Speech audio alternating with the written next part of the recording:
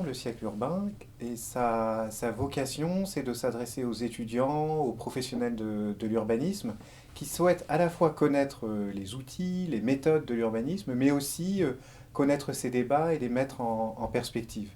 Le lectorat qui était visé, il est pluriel. C'est bien sûr les étudiants des formations en urbanisme ou qui souhaitent poursuivre après en urbanisme et connaître un peu ce champ d'action, mais aussi des techniciens de collectivités locales et bien sûr des élus qui peuvent être intéressés par ces sujets et ces mises en perspective.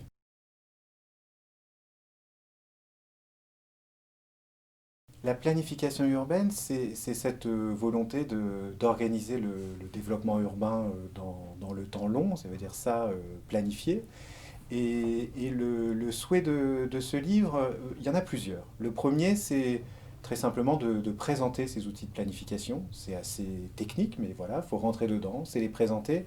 Et le choix a été fait dans cette collection de les présenter euh, sans utiliser quasiment d'acronymes. Je crois que dans cet ouvrage, on a vraiment essayé d'utiliser, je dirais, la langue française, les mots en entier, etc., pour éviter d'être trop jargonneux, parce que c'est un monde qui l'est beaucoup, et c'est d'ailleurs assez regrettable. Donc la première volonté, c'est voilà, de présenter ces instruments de planification de manière claire.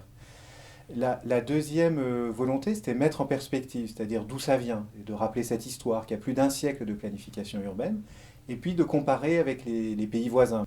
On avait aussi une autre volonté, c'était dans cet ouvrage, de débattre, parce que la planification fait débat. Est-ce que c'est à quelle échelle il faut planifier? Est-ce que ça doit être les villes? Est-ce que ça doit être les agglomérations? Est-ce que ça doit être les États? Qui planifie? Est-ce que ce sont finalement ceux qui font les plans d'urbanisme ou ceux qui font les réseaux de transport ou les réseaux d'eau? Donc il y a beaucoup de débats en fait à savoir où est le pouvoir planificateur entre les habitants et les élus, à quelle échelle, etc. Et on a voulu dans cet ouvrage donc les présenter de manière accessible donc pour des étudiants, des élus, des gens qui travaillent dans le champ de l'urbanisme.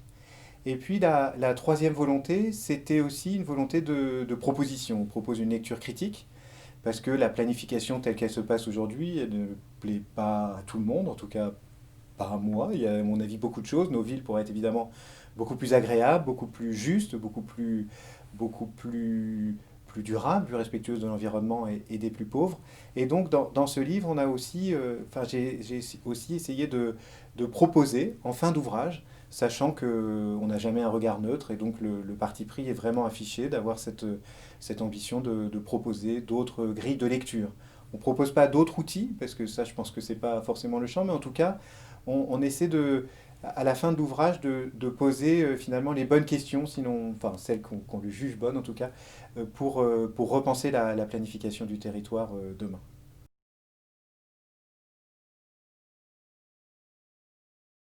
Déjà parce que c'est le seul de ce type-là, c'est-à-dire qu'il n'y a pas d'ouvrage équivalent. Sur la planification urbaine, en fait, on a deux types d'ouvrages qui existent. On a des ouvrages très techniques, voilà, qui vous disent comment on fait un plan local d'urbanisme, un schéma de cohérence territoriale, etc. C'est vraiment les outils, leurs usages.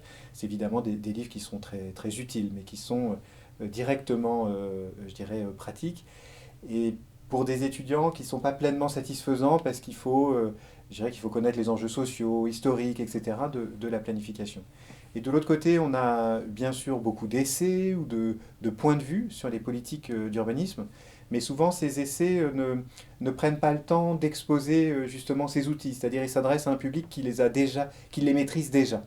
Et donc le souhait ici, c'était un peu d'être un petit peu sur les deux tableaux, si l'on veut, présenter concrètement les outils, donner des clés de lecture et donner les points de vue divers qui sont présentés dans cet ouvrage. Donc pour les étudiants, ça se veut un livre de synthèse pour vraiment appréhender ce sujet dans des dimensions variées. Et puis les étudiants, comme dans tout manuel, ils y trouveront une bibliographie particulièrement fournie. On ouvre beaucoup de portes sur d'autres contextes géographiques, d'autres époques, d'autres questions.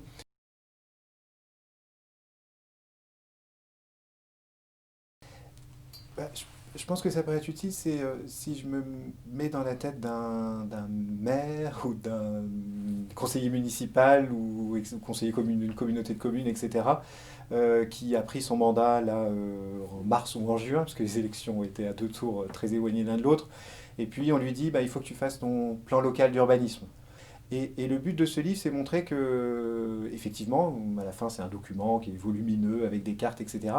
Mais que derrière la technique, en fait, c'est des questions politiques vraiment importantes et finalement assez faciles à exprimer. C'est-à-dire, voilà, la ville, c'est pour qui, comment on va loger tout le monde, quelle place on peut donner aux différents modes de transport dans la ville, quelle place pour les espaces verts, comment on peut anticiper la transition écologique. Bref, toutes des questions, je dirais, vraiment au cœur des sujets locaux, au cœur des débats des conseils municipaux. Et c'est essayer de bien montrer en fait comment ces débats qui agitent le monde politique local peut ensuite se traduire dans les documents de planification. Donc c'est pour ça que ce lectorat des élus, je pense, j'ai aussi pensé à eux en écrivant cet ouvrage, en supposant qu'ils pourraient y trouver une forme, je dirais, d'introduction politique et sociale à la planification urbaine. Voilà, disons que c'est une introduction à la planification urbaine pour ceux qui vont travailler plus tard sur ces sujets-là, les étudiants ou ceux qui sont déjà pleinement dedans, des élus locaux, des techniciens, des consultants, des gens qui travaillent dans les services de l'État, etc. Puisque la planification, ça occupe beaucoup de monde. Comme je le dis dans l'introduction du document, il y a plus de 15 000 communes en France qui ont un plan local d'urbanisme, c'est-à-dire que il y a 500 000 conseillers municipaux en France, ils entendent tous parler au cours de leur mandat d'un plan local d'urbanisme. Et au-delà des conseillers municipaux, beaucoup d'habitants sont invités à des réunions publiques, des débats, etc. pour en parler. Donc c'est vraiment des... En fait, c'est un sujet de... Pas de la vie quotidienne, parce c'est pas vraiment tous les jours, mais en tout cas, c'est un sujet assez central de politique locale. Et c'est aussi pour cela que ce livre est fait, pour nourrir ces débats et pour y contribuer.